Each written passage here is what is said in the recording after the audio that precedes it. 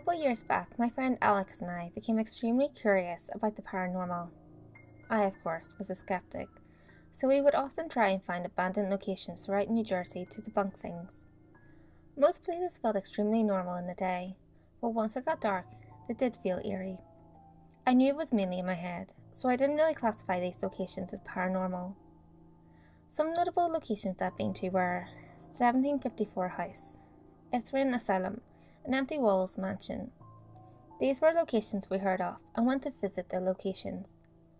There was one in particular location named Essex Mountain Sanatorium. This is where Alex and I had the strangest experience in our lives. But first, let's start from the beginning.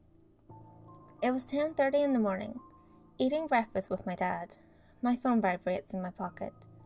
As I scooped down the last of my Lucky Charms, Alex called me on the phone about an abandoned insane asylum near where we live. I was extremely excited. I told him we should go there on Saturday and stay until 2:30 a.m. there. He agreed. My dad glances up and looks me straight in the eye with a creepy smile.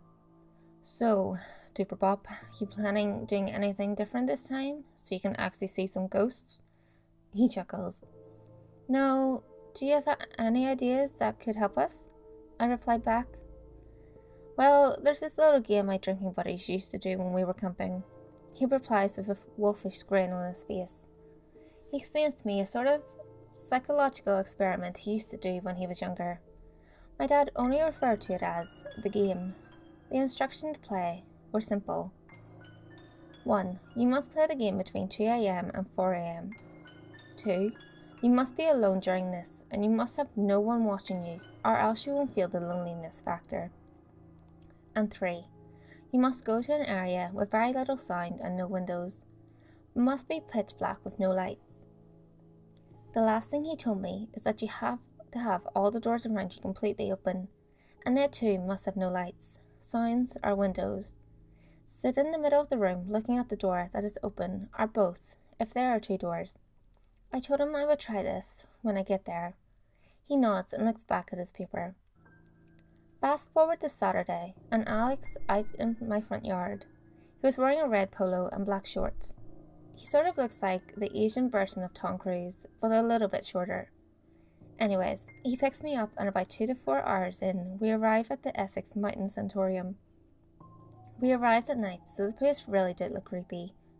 We bolted the front entrance and tried to open the front door. It was locked. We found a small window we could fit in, and we immediately crawled through it. Pitch black, we couldn't see anything. Alex brought out his flashlight so we could see better. The area we ended up in wasn't so bad. It was the sleeping area for patients, I think. So we didn't really freak out that much. Then I remembered about the game my dad told me. I opened the door to the hallway and searched for rooms in which I could find the perfect room for the game. I found a medical area room, so I went in to check it out. I told Alex behind me to go back into the bedroom area and stay there. He was confused, so I explained to him about my game. He reluctantly agreed. I set everything up and made sure no lights were there. I opened the doors and sat in the middle of the room staring at the 2 doors. I waited. I suddenly started seeing things after 20 minutes of starting the game. I saw shadows and heard whispers, which I realized were my own.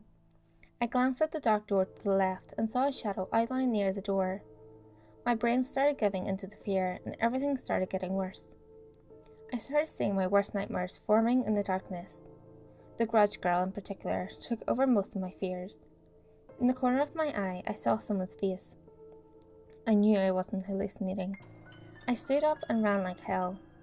I went back to the bedroom area, and I saw Alex also frightened. We both pretty much jumped out of the small window opening. We went back in the car and started driving. We were silent for nearly 2 hours. I had the guts to finally speak. I asked Alex why he was frightened. He told me during the whole time I was in the room alone, he heard a woman screaming, coming from the room I sat in.